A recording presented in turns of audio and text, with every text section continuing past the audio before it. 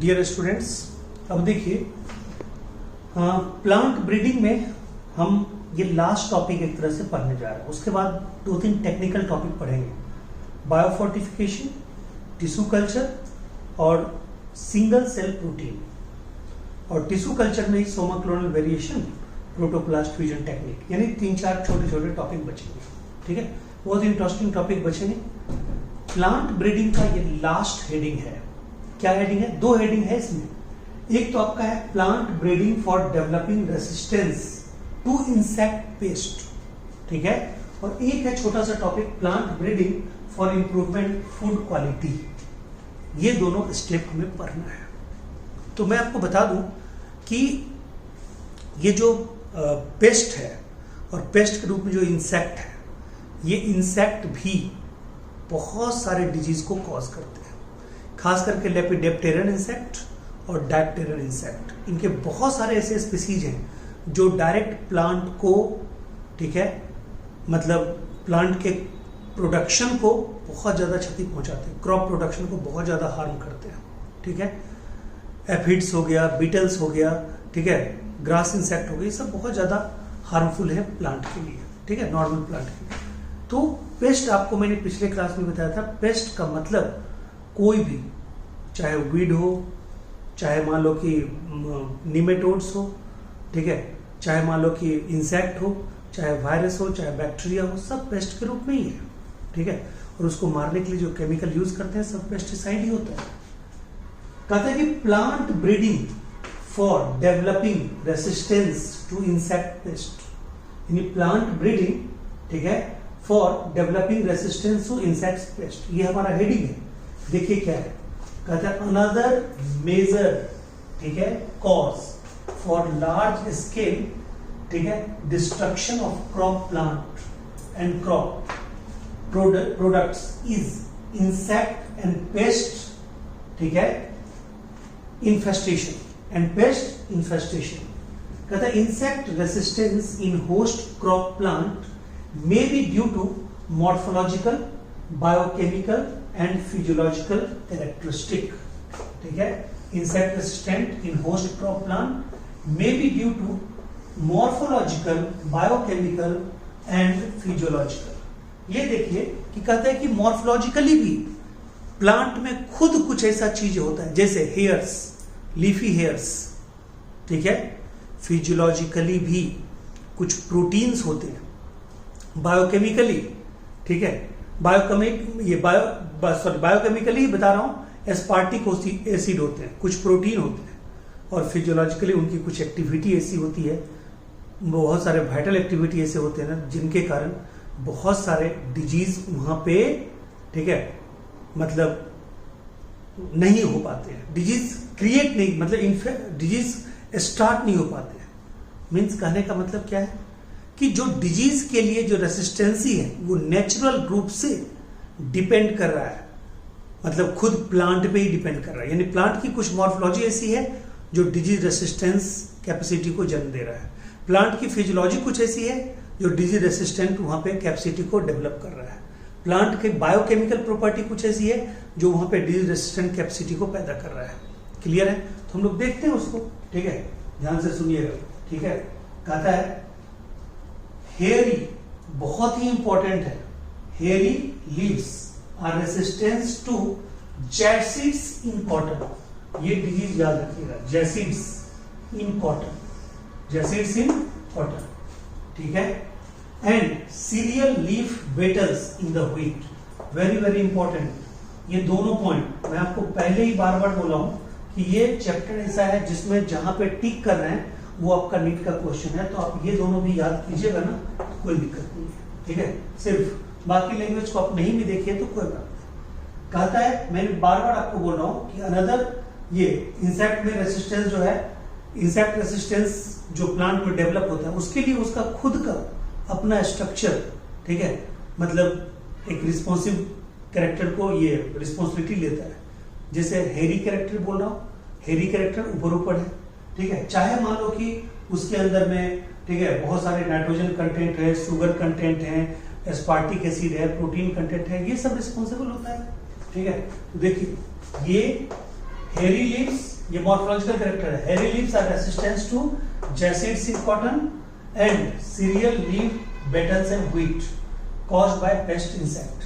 कहता है कि व्हीट पे जो बीटल ग्रो करता है उससे रेसिस्टेंसी देता है कौन, लीफी हेयर, ठीक है, हेरी लीफ, और कहता है jassids in cotton.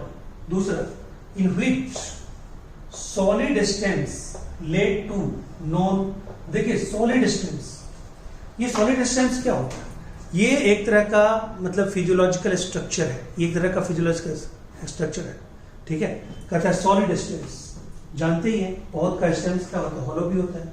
In wheat solid stems led to non preference by the stem sawfly and smooth leaved and nectarless cotton variety do not attract bollworm, ठीक है। Nectarless variety of cotton, यानी कि cotton का वैसा variety जिसके flower में nectar नहीं होता है, वो बॉलवर्म को अट्रैक्ट नहीं करता।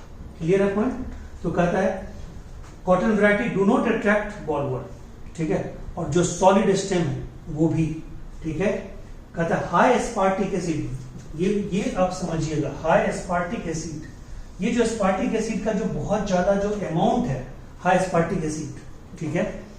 कहते हैं एस्पार्टिक एसिड क्या है, एक, ठीक है, ये आपका एक एसिडिक एमिनो एसिड है, एसिडिक एमिनो एसिड है, ठीक है। ठीक है, एसिडिक एमिनो मतलब एसिडिक एमिनो एसिड दो ही होता है, एक एस्पार्टिक एसिड और एक ग्लूटामिक एसिड। बेसिक भी मुख्यतः दो ही होता है, आर्जिनिन और लाइसिन, ठीक है। तो aspartic acid acidic amino acid है।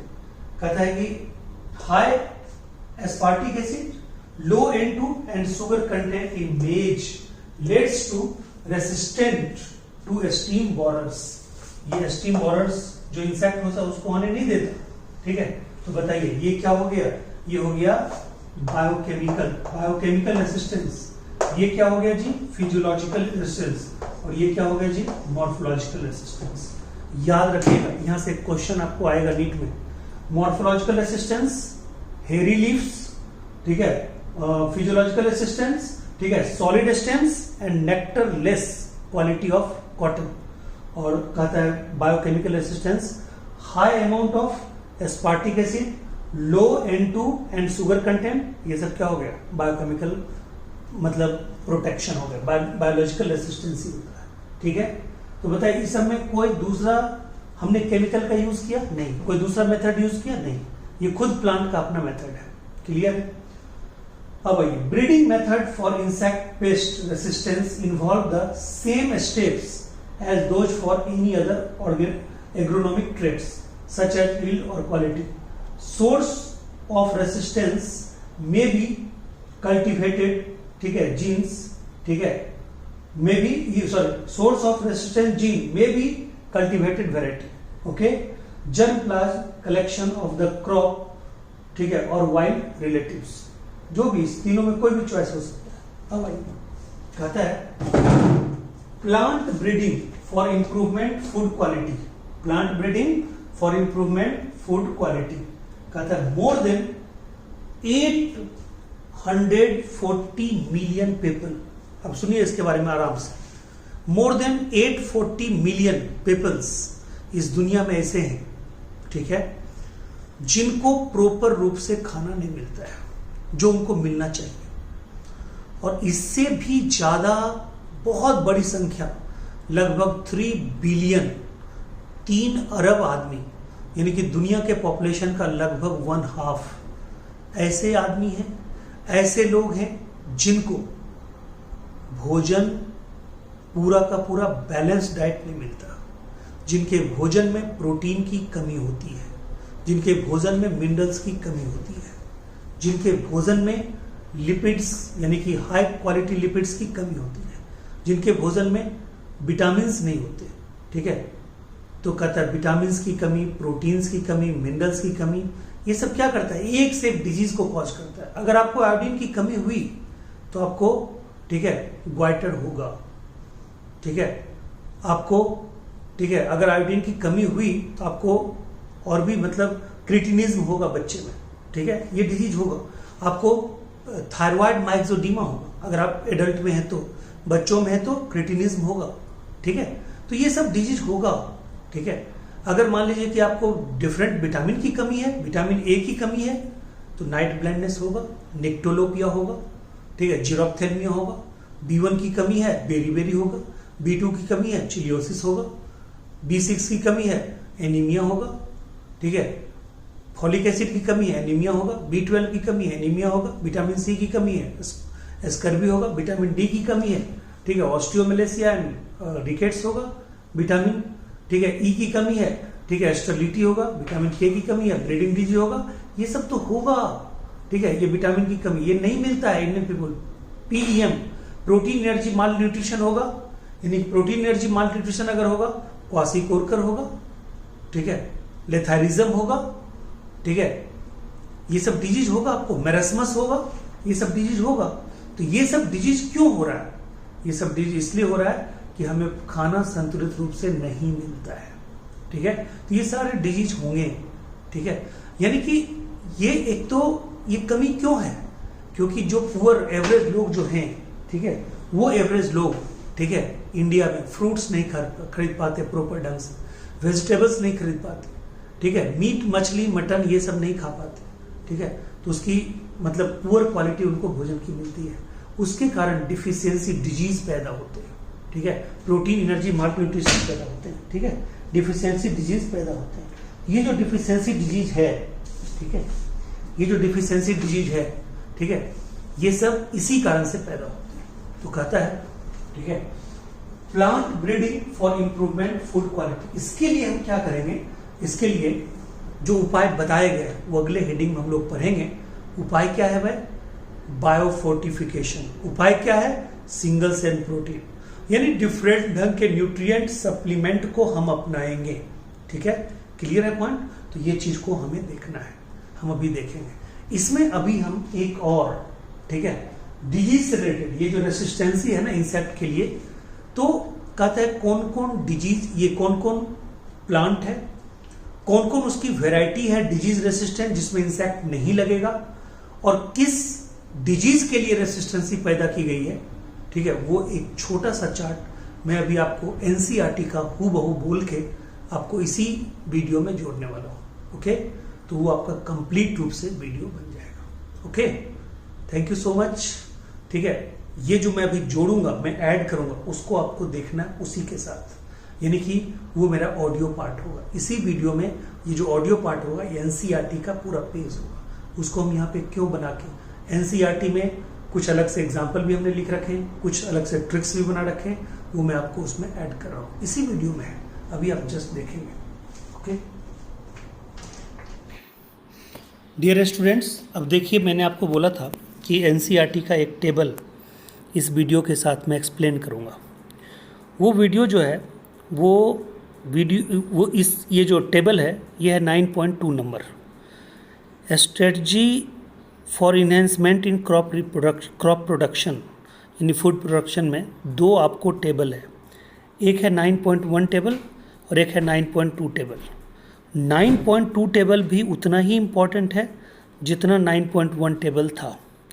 9.1 टेबल में आपको 3 कॉलम मैंने बताया था, एक था क्रॉप, एक था वैरायटी, और तीसरा था कि किस डिजीज़ के लिए रेसिस्टेंस है वो वैरायटी। बट यहाँ पे जो 3 टेबल है उसमें भी पहला कॉलम क्रॉप का ही है, दूसरा वैरायटी का है, बट तीसरा है कि कौन से इंसेक्ट जो पेस्ट के रूप में प्लांट को प्रोडक्टिव लॉस देते हैं वो कौन सा इंसेक्ट है, कौन सा पेस्ट है, ठीक है। इसके बारे में यहाँ पे बताया गया है, ठीक है। तो ये जो अभी आप एनसीईआरटी का टेबल जो साथ में देख रहे हैं इस ऑडियो के साथ, मैं आपको बता दूं कि इसमें 3 तरह के प्लांट का क्रॉप के कॉलम में नाम दिया गया है। पहला जो प्लांट है वो है ब्रेसिका, जो वहाँ भी था, ठीक है। वहाँ पे क्या था कि ब्रेसिका का जो वैरायटी था पूसा स्वर्णिम, आपको याद होगा, ठीक है, जिसको करण राय बोलते थे, ठीक है, पूसा स्वर्णिम, ठीक है। तो ये पूसा स्वर्णिम करण राय वैरायटी जो था मैंने बताया था कि बिहार में डेवलप हुआ था, ठीक है, और ये वाइट रस्ट डिजीज़ से रेसिस्टेंस था, यानी कि इसमें वाइट रस्ट डिजीज़ कॉज नहीं हो सकता था, उसके लिए रेसिस्टेंट था ये प्लांट, ठीक है। तो वहाँ भी था ब्रेसिका यानी रैपसीड मस्टर्ड, और मैंने इसको कैसे याद हुआ वहाँ पे करवाया था, ठीक। ब्रेसिका जो था, ठीक है, वो बिहार का, मतलब ब्रेसिका हमने ऐसे किया था कि ब्रेसिका के नाम पे आपको बिहार याद रखना है, पूसा के नाम पे, पूसा वहाँ पे क्या है, पूसा एक जगह है समस्तीपुर में, और उसी वहाँ पे पूसा में ही पहला यूनिवर्सिटी था, एग्रीकल्चर यूनिवर्सिटी, जिसका नाम था राजेंद्र एग्रीकल्चर यूनिवर्सिटी, जिसका नाम अब हो गया पूसा एग्रीकल्चर यूनिवर्सिटी, ठीक है। तो उसी के नाम पे दिल्ली में आपको है Indian agriculture research institute Pusa, ठीक है। उस वीडियो में भी मैंने बताया था, तो उस वीडियो में यानी उस चार्ट में 9.1 टेबल में हमने ब्रेसिका को इसी तरह रटवाया था, बोला था ब्रेसिका यानी पूसा स्वर्णिम, ठीक है, करण राय। तो पूसा स्वर्णिम हमने कैसे रटवाया था, पूसा समस्तीपुर में, स्वर्णिम से मतलब समस्तीपुर स्वर्णिम, ऐसे ऐसे समस्तीपुर ऐसे स्वर्णिम, पूसा पूसा जगह का नाम है, ब्रेसिका बिहार में है, और वाइट रस्ट, ठीक है, वो डिजीज़ किसके लिए रेसिस्टेंट था, वाइट रस्ट के लिए, ओके। तो यहाँ पे जो पहला कॉलम है यानी कि क्रॉप का जो पहला जो क्रॉप है वो है ब्रेसिका रैपसीड मस्टर्ड, ठीक है। ये भी पूसा गौरव, यानी कि फिर से मैं वही ट्रिक को बता रहा हूँ लेकिन दूसरे ढंग से, यानी ब्रेसिका मतलब बिहार, पूसा तो है ही जगह वहाँ पे, यानी कि राजेंद्र एग्रीकल्चर यूनिवर्सिटी बिहार का गौरव है, ठीक है। और कहता है कि एग्रीकल्चर यूनिवर्सिटी, वो एग्रीकल्चर यूनिवर्सिटी है पूसा, PAU, तो कहता है यहाँ पे एफिड्स यानी इंसेक्ट पेस्ट का नाम क्या है, एफिड्स। ये अगर ट्रिक आपको अच्छा नहीं लगा, दूसरा ट्रिक भी यूज़ कर सकते हैं, मैगी, ठीक है, जो मैगी आप खाते हैं, M से मस्टर्ड, A से एफिड्स, और G से गौरव, पूसा गौरव, ठीक है। और कहता है मैगी, ये पतंजलि का मैगी चलने लगा जब मैगी पे बैन लगा, उसके बाद पतंजलि का मैगी चल रहा है, उसके बाद चल ही रहा है, ठीक है, पतंजलि का मैगी। तो आप ऐसे भी याद रख सकते हैं, मैगी ऑफ पतंजलि। तो M से मस्टर्ड, A से एफिड्स, G से, ठीक है, गौरव, और पतंजलि, ठीक है, याद रखिएगा। यहाँ पे आप पतंजलि जोड़ लीजिएगा। दूसरा देखिए, दूसरा जो आपका है वो है फ्लैट बीन्स, क्या है, फ्लैट बीन्स। दूसरा जो है वो है flat beans. Flat bean crop का नाम है, वैरायटी है पूसा सेम 2, पूसा सेम 3, और उसके बाद क्या है, इंसेक्ट पेस्ट। जो इंसेक्ट पेस्ट है, ठीक है, उसमें क्या है, jassids, aphids and fruit borer, ठीक है। तो फ्रूट बोरर, एफिड्स और जेसिड्स, जरा देखिए, कहता है ये क्रॉप का नाम क्या है, फ्लैट बीन्स। फ्लैट बीन में पहला लेटर क्या है, F, तो F से याद रखिएगा फ्रूट बोरर, ठीक है। तो ये इंसेक्ट पेस्ट का नाम यहीं पे आ गया। उसका बीन्स में देखिएगा BEAN, A से है आपका स्टेम्स, सॉरी A से है आपका एफिड्स, और बीन में अगर S लगा दीजिए तो S से होगा स्टेम, यानी कि स्टेम बोरर्स, ठीक है, यानी कि एफिड्स स्टेम मतलब बोरर है, और कहता है कि दूसरा फ्रूट बोरर। ये दोनों पेस्ट से रेसिस्टेंट वैरायटी है, पूसा सेम 2, पूसा सेम 3, ठीक है। देखिए पूसा गौरव को मान लीजिए कि पहला 1, तो 1 के बाद पूसा गौरव तो आपको याद ही रहेगा, सबसे पहला कॉलम में है, तो सेकेंड कॉलम में पूसा के नाम से पूसा सेम 2, पूसा सेम 3, और उसके बाद क्या आ जाएगा, ठीक है। कहता है उसके बाद कौन सा है वैरायटी क्रॉप का, कहता है ओकरा, जिसका नाम है भिंडी, ठीक है, उसका नाम क्या है, भिंडी, ओकरा भिंडी, ठीक है। तो कहता है कि भिंडी का बॉटनिकल नेम आपने पहले भी पढ़ा, उसमें भी पढ़ा था एबेलमॉस्कस, पिछले वीडियो में एबेलमॉस्कस एस्कुलेंटम, ठीक है। तो एबेलमॉस्कस एस्कुलेंटम जो है वो भिंडी की प्रजाति थी, आपने पिछले वीडियो में ये पढ़ा था, एक लास्ट में पॉइंट हमने बताया था, ठीक है, म्यूटेशन में, कि एबेलमॉस्कस जो एस्कुलेंटम है उसमें भिंडी के ही एक वाइल्ड वैरायटी के जीन को उसमें ट्रांसफ़र किया गया, और उसके बाद जो भिंडी का नया वैरायटी तैयार हुआ वो बिल्कुल ही डिजीज रेसिस्टेंट था, ठीक है, मतलब हाई म्यूसिलेज कंटेंट था, और कहता है कि उसको बोलते थे परवानी क्रांति। क्या बोलते थे, परवानी क्रांति। क्लियर है पॉइंट, परवानी क्रांति। अब देखिए कहता है कि ये जो तीसरा जो कॉलम है वो है ओकरा भिंडी। उसमें देखिए हमने ओकरा भिंडी को रेड कलर से राउंड किया हुआ, घेरा हुआ है, ठीक है। और वहाँ पे, ठीक है, एबल मॉस्कस, उसका भिंडी का हमने बॉटनिकल नाम लिख रखा है। एबल मॉस्कस में देखिए बहुत कुछ कहता है। भिंडी का जो वैरायटी आपको यहाँ पे दिया हुआ है वो है पूसा सावनी और पूसा A4। तो आइए एबल मॉस्कस में ए से लगा लीजिए A4।